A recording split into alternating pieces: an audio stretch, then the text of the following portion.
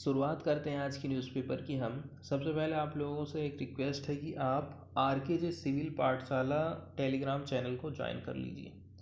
Newspaper discussion करते करते कुछ न्यूज़ छूट जाती है और कई सारी ऐसी छोटी छोटी टर्म रहती हैं जो हमारे काम में आती हैं। वो सभी चीज़ों को मैं इस चैनल में डालते रहता हूँ, तो इसको आप ज्वाइन कर लीजिए। जैसे कि कल फॉरेन वाले पेज से एक महत्वपूर्ण खबर थी AU KU के एक ग्रुप है उसको लेकर के।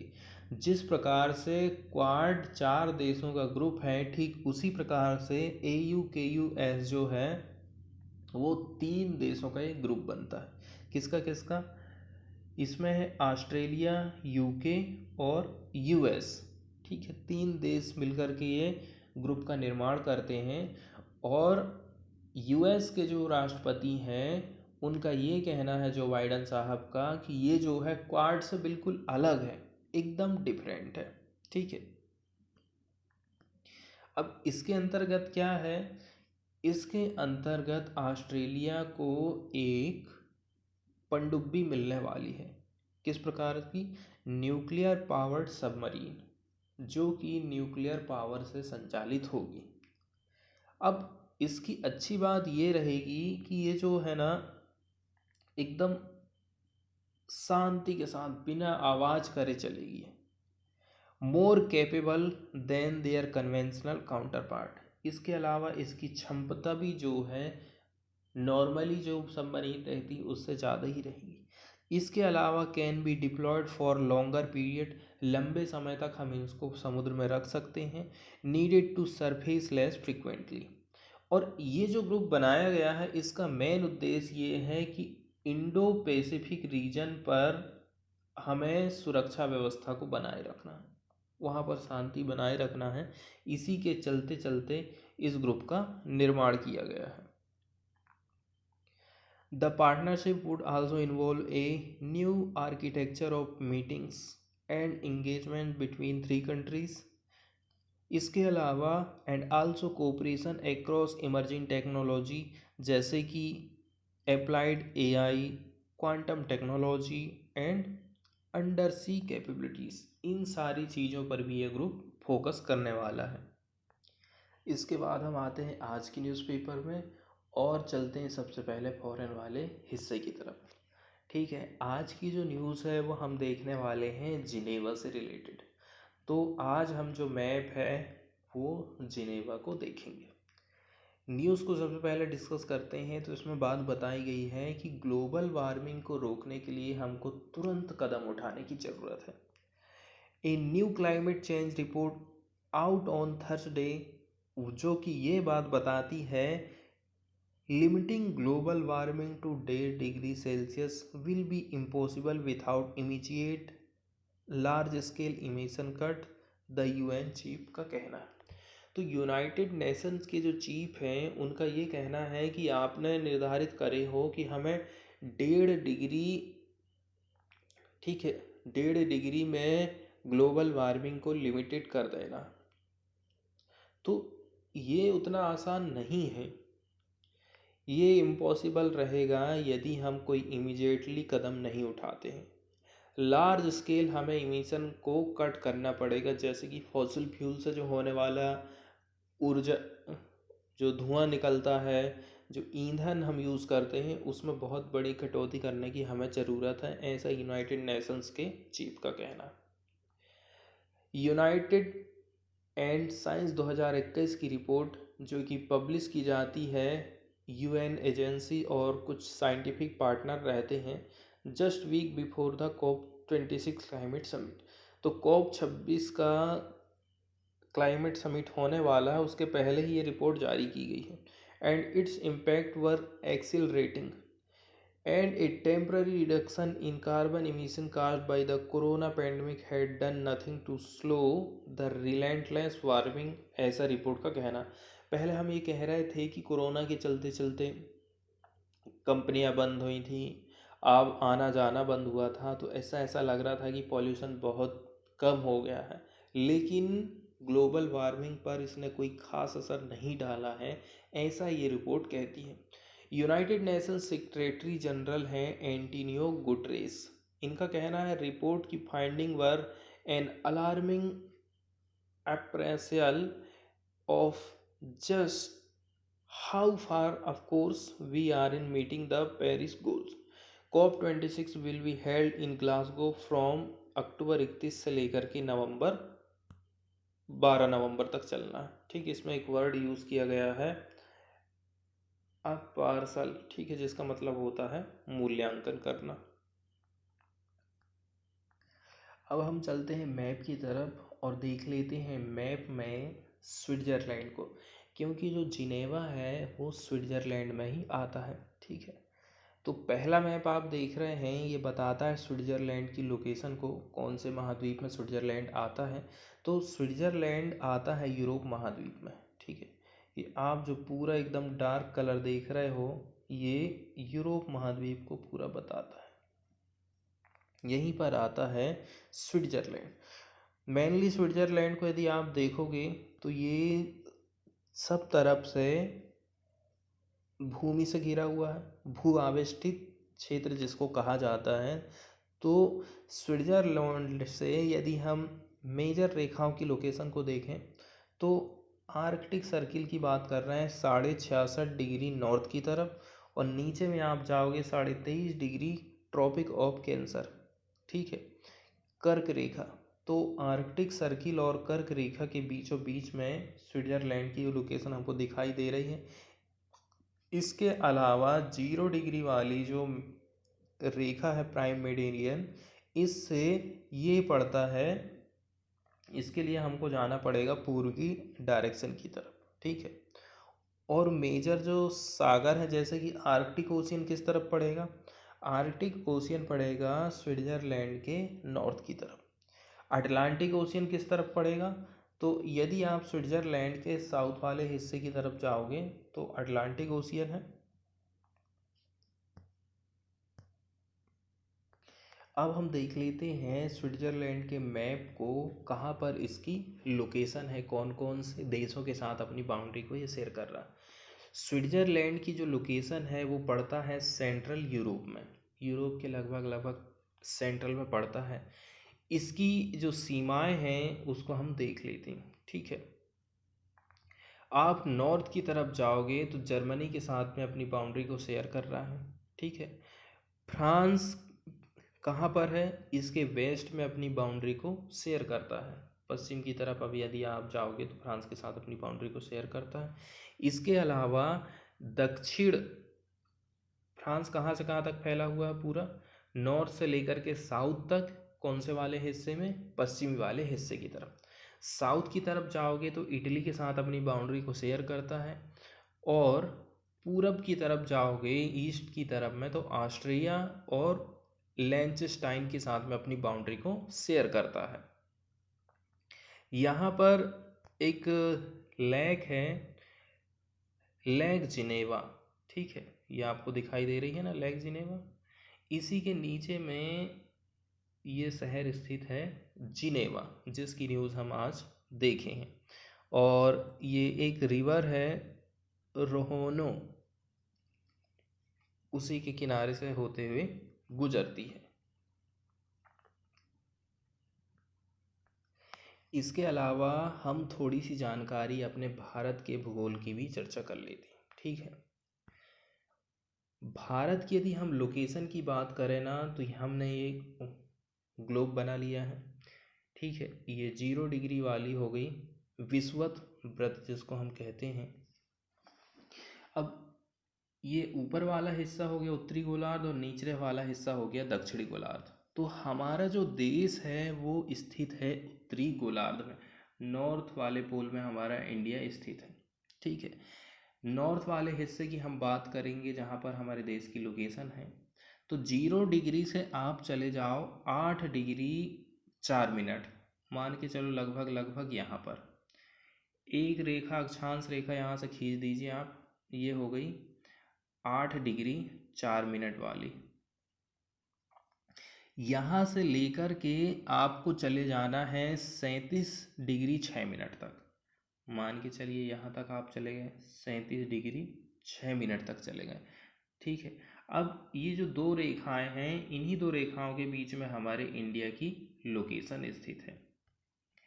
अब चूंकि हमने ये तो बता दिए हैं कि 0 डिग्री वाली रेखा से, ठीक है, इंडिया की लोकेशन कहाँ पर है, नॉर्थ की तरफ कितना है, ये हम जान गए हैं। अब इसके बाद हमें जानना है कि इसका जो देशांतरी विस्तार वो कितना है। अब यहाँ पर हम 0 डिग्री वाली देशांतर रेखा खींच देते हैं। अब यहाँ से देखते हैं कितना, 68 डिग्री 7 मिनट, 68 डिग्री 7 मिनट। अब इसमें कहा गया है कि हमारा जो देश है वो पूर्वी तरफ स्थित है, पूर्वी देशांतर की हम बात कर रहे हैं, तो इधर वाले एरिया में नहीं जाएंगे हम जाएंगे इधर वाले एरिया की तरफ, क्योंकि ये पूर्व वाला है। इधर से आप एक रेखा खींच दो इस प्रकार से, 68 डिग्री 60 मिनट वाली, ठीक है, ये है 68 डिग्री 7 मिनट की रेखा। और फिर खींच दीजिए आप 97 डिग्री 25 मिनट की रेखा। तो मान के चलो ये वाली जो रेखा हम खींचे हैं ये 97 डिग्री 25 मिनट वाली रेखा है, और ये वाली है 67 वाली। अब ये जो एरिया आप देख रहे हो ना, इसी एरिया में हमारा इंडिया स्थित है। ये हो गई हमारे इंडिया की लोकेशन। और यदि कहा जाए, आपसे पूछा जाए कि अक्षांशीय विस्तार कितना है, मतलब कि टोटल जो हमारा अक्षांशीय विस्तार है वो 6.5, मतलब 6 डिग्री 4 मिनट से चालू हो रहा है, ये वाली रेखा से चालू हो रहा है, और ऊपर तक गया है 37 डिग्री 6 मिनट तक, 37 डिग्री 6 मिनट तक ये सेकंड रेखा है, और यहीं पर स्थित है हमारा इंडिया।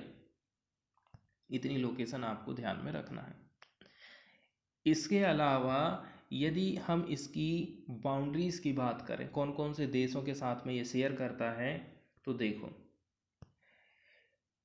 नॉर्थ की तरफ आप जाओगे, नॉर्थ और ईस्ट वाले हिस्से की तरफ, तो चाइना के साथ में अपनी बाउंड्री को शेयर करता है, ठीक है, और अफगानिस्तान के साथ में अपनी बाउंड्री को शेयर करता है, पाकिस्तान के साथ अपनी बाउंड्री को शेयर करता है पश्चिमी वाले हिस्से की तरफ। 3 देश ऊपर के हो गए। इसके बाद नेपाल, ठीक है, नेपाल हो गया चौथा देश, भूटान हो गया पांचवा देश, और छठवा हो गया बांग्लादेश, और सातवां हो गया म्यांमार। कुल मिलाकर के 7 देशों के साथ में इंडिया अपनी बाउंड्री को शेयर करता है। इसके बाद में फॉरेन वाले हिस्से से ही एक न्यूज़ और आ गई है, वो आई है AU-KUS का जो ग्रुप बना है ना अभी 3 देशों का, उसी को लेकर के। तो इंडो पैसिफिक के बीच में जो रक्षा से संबंधित संबंध हैं 3 देशों के बीच में, वो बहुत मजबूत होने वाले हैं इस ग्रुप से, इतना तो क्लियर हो गया।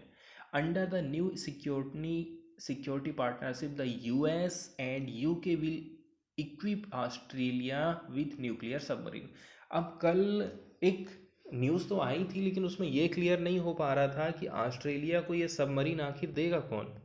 तो ऑस्ट्रेलिया को ये जो सबमरीन है वो प्रोवाइड करेंगे UK और US मिल करके, ठीक है। और इस सबमरीन के मिलने से क्या फ़ायदा होगा, ये सबसे पहले में ही हमने न्यूज़ में डिस्कस कर लिए थे टेलीग्राम चैनल में जा कर के। Australia, the UK and US, shortcut में इस ग्रुप को कहा जाता है AU-KUS, have announced they are forming a new security alliance that will help equip Australia with nuclear powered submarine. The alliance will see a reshaping of relation in the Indo-Pacific region and beyond. तो न केवल Indo Pacific reason में इनके संबंध गहरे होंगे, इसके अलावा अन्य क्षेत्रों की भी इसमें बात की गई थी। अलग अलग देश हैं यहाँ पर, उनकी क्या क्या थिंकिंग है उसको लेकर के बात कही गई, जैसे कि यूनाइटेड स्टेट के बारे में। अब पहले जब बराक ओबामा राष्ट्रपति थे अमेरिका के, तो इन्होंने बिगन कर दिया था discussion the need to focus more attention on the Indo Pacific region while pivoting away from conflict in West Asia. दुनिया की छोड़ दो, उनका कहना था कि इंडो पैसिफिक रीजन पर आप ध्यान दो। तो उन्हीं के नक्शे कदम पर फिर जो बाइडन चले। सबसे पहले तो इन्होंने अफगानिस्तान से अपनी सेना को वापस बुला लिया, ठीक है, while finding that tension with China have only grown, और दूसरी तरफ चाइना के साथ में टेंशन इनकी बढ़ती रही। इन द पैसिफिक, हम हिंद प्रशांत क्षेत्र की बात कर रहे हैं, US and other have been concerned about China's action in South China Sea and its antipathy toward Japan, Taiwan, Australia। तो इसका प्रभुत्व तो बढ़ते ही जा रहा है चाइना का, इसके साथ साथ में जो रिलेशन है जापान, ताइवान और ऑस्ट्रेलिया के साथ भी खराब होते जा रहे हैं। इसके बाद वाला जो सेकंड प्लेयर है वो है ब्रिटेन, ठीक है। In announcing the deal none of three leader mention China. Group जब ये बना रहे थे तो उस समय इन्होंने चाइना का कोई जिक्र नहीं किया था, लेकिन बात इनडायरेक्टली रूप से हुई है, आप इतना समझ लीजिए। The US had previously only share the nuclear propulsion technology with Britain. तो अभी कुछ समय पहले अमेरिका ने, ठीक है, क्या काम करा था? The US had previously shared the nuclear propulsion technology with Britain के साथ में। बाइडन का कहना है it was about ensuring peace and stability in the Indo Pacific region over the long term. तो एक दो दिन के लिए नहीं है, लंबे समय तक यहाँ पर शांति हमको बनाए रखना है, इसीलिए हमने ये टेक्नोलॉजी ब्रिटेन के साथ में शेयर की है। Leaving the EU under Brexit has left Britain seeking reassert its global position. अब चूंकि ब्रिटेन ब्रेग्जिट से बाहर आ गया है, इसी के चलते चलते अब ये चाह रहा है कि अब कहीं ना कहीं तो इसको सहारा चाहिए ना कोई ग्रुप को तो ये पकड़ेगा, तो ये अपनी पोजीशन को फिर से पकड़ना चाहता है। British Prime Minister Boris Johnson said the new alliance would allow three nations to sharpen their focus on an increasingly complicated part of the world। तो जो वर्ल्ड का सबसे कॉम्प्लिकेटेड पार्ट है उस एरिया को देखरेख करने के हिसाब से बहुत हेल्प करने वाला है ये ग्रुप। और यदि हम ऑस्ट्रेलिया की बात कर लेना तो ये दोनों देश मिलकर के ऑस्ट्रेलिया को न्यूक्लियर पावर्ड सबमरीन प्रोवाइड करने वाले हैं। और जो एक्सपर्ट लोग हैं वो क्या कह रहे हैं इस सबमरीन को लेकर के, पनडुब्बी को लेकर के, ठीक है, इसकी सहायता से ऑस्ट्रेलिया लॉन्गर पेट्रोलिंग कर सकता है, लंबे समय तक पेट्रोलिंग कर सकता है। इसके अलावा give the alliance a stronger military presence in the region. तो एक प्रकार से अब ये समझ लीजिए कि चाइना को बिल्कुल काउंटर किया जा रहा है, तीनों देशों की एक मजबूत उपस्थिति रहेगी अब वहाँ पर। ऑस्ट्रेलियन प्राइम मिनिस्टर जो स्कॉट मॉरिसन है, ठीक है, said he had called the leaders of Japan and India to explain the new alliance। इसके अलावा इंडिया और जापान को भी क्या है बुलाया गया है ताकि इस बारे में चर्चा की जा सके। जापान, इंडिया, ऑस्ट्रेलिया और अमेरिका, ये चार लोग मिलकर के बनाते हैं क्वाड का, ठीक है। already have a strategic dialogue known as the Quad। MR Biden is set to host fellow Quad leaders at the White House next week। तो नेक्स्ट वीक में अब कुछ बैठक या फिर मीटिंग हो सकती है। इसके बाद बात बताई जाती है कि ऑस्ट्रेलिया ने कहा था कि हम जो है आपसे 12 सबमरीन, कन्वेंशनल सबमरीन खरीदेंगे, तो इस कॉन्ट्रैक्ट को अब ये ख़त्म कर देगा। लेकिन अब इसमें दिक्कत ये हो जाती है कि कई सारे बिलियन का ये सौदा था, तो अब इतने आसानी से तो फ्रांस मानेगा नहीं, वो तो एक एक रीजन मांगेगा ना कि हमको एक एक कारण बताओ आप जो क्यों खरीद नहीं रहे हो, आपने कॉन्ट्रैक्ट कर लिया और फिर मना कर रहे। इसके बाद न्यूजीलैंड के साथ में भी थोड़ी प्रॉब्लम हो सकती है। किस प्रकार की प्रॉब्लम हो सकती है? देखो, कोई भी देश ये चाहता है कि ये हमारे भारत है तो इसके किनारे से कोई न्यूक्लियर सबमरीन ना गुजरे, फिर भी चिंता तो रहेगी ही ना। तो यही बात लेकर के न्यूजीलैंड के साथ में भी left out of the new alliance is Australia's neighbouring New Zealand. It has a long standing nuclear free policy nuclear free policy क्या कहती है? ये ये कहती है कि देखो, ये बैन लगाती on nuclear powered ships entering its port. तो ये अपने पोर्ट के किनारे ना न्यूक्लियर पावर सबमरीन को आने नहीं देगा, ठीक है। और यही बात है, बाकी तो सब ठीक ठाक है। इसके बाद जो फ्रंट पेज की एक न्यूज़ आई है, ठीक है, हाथरस गैंगरेप की जो विक्टिम थी, दलित वर्ग की एक लड़की थी, उसका परिवार कौन कौन सी समस्याओं को फेस कर रहा है, इसको लेकर के ये आर्टिकल छपा है। उनका कहना है कि देखो, जो होने वाला था वो तो हो गया है, लेकिन फ्यूचर अभी भी हमारा खतरे में है। खतरे में कैसे है?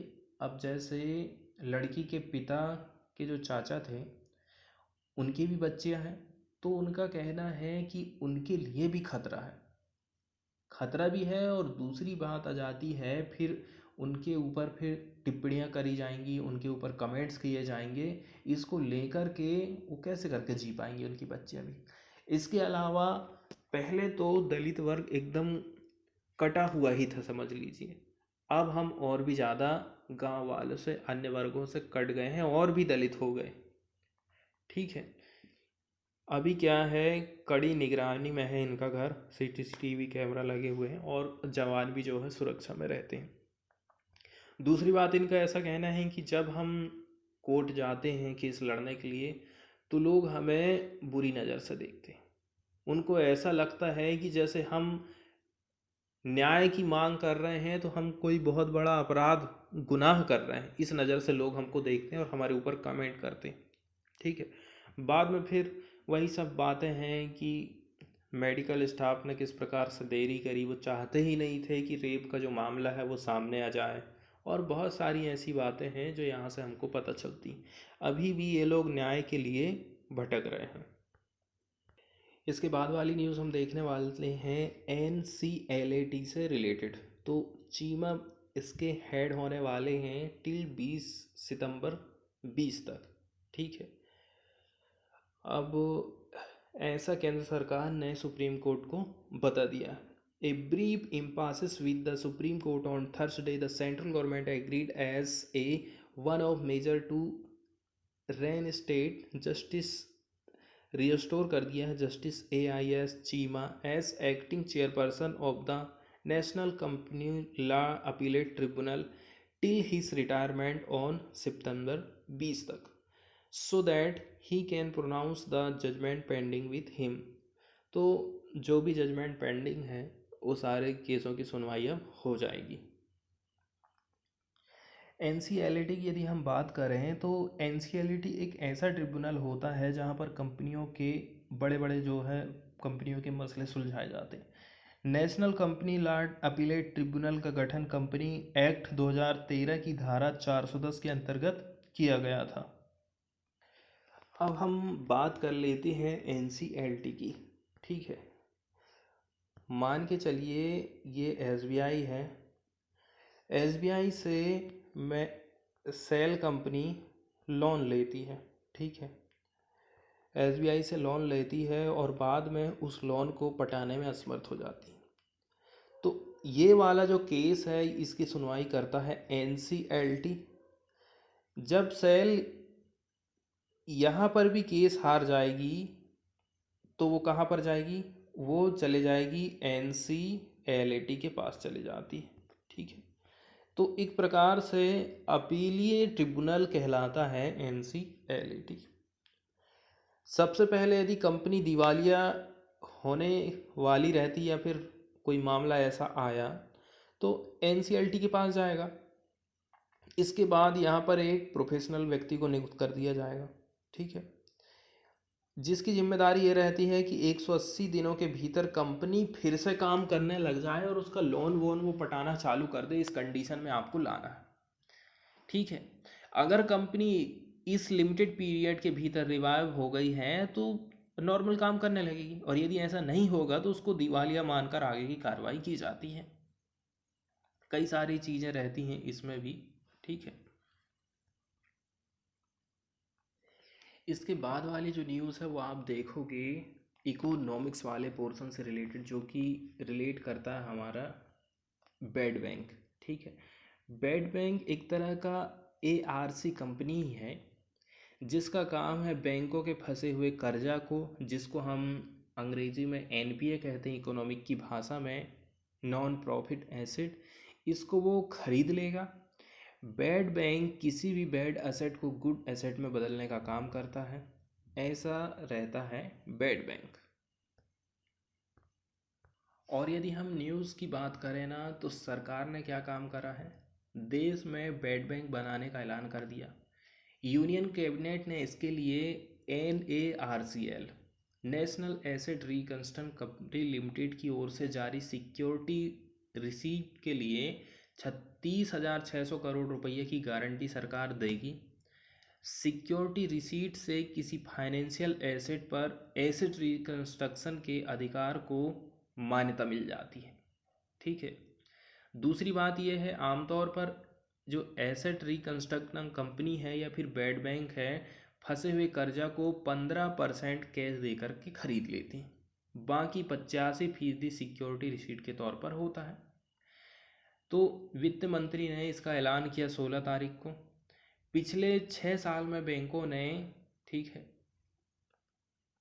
लगभग 5 लाख इतने रुपया कवर कर लिए हैं, जिनमें से 3.1 लाख करोड़ रुपया मार्च 2018 से रिकवर किए। तो जो इतना है ना, ये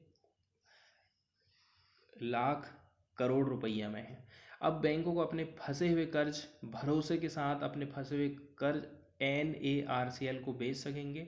मतलब कोई कंपनी ने बैंक से कर्जा उधार ली है, अब वो पैसा चुका नहीं पा रही है, अब उसके बाद बैंक क्या काम कर देता है, वो कंपनी की संपत्ति को बेच करके अपने कर्जा की वसूली करता है।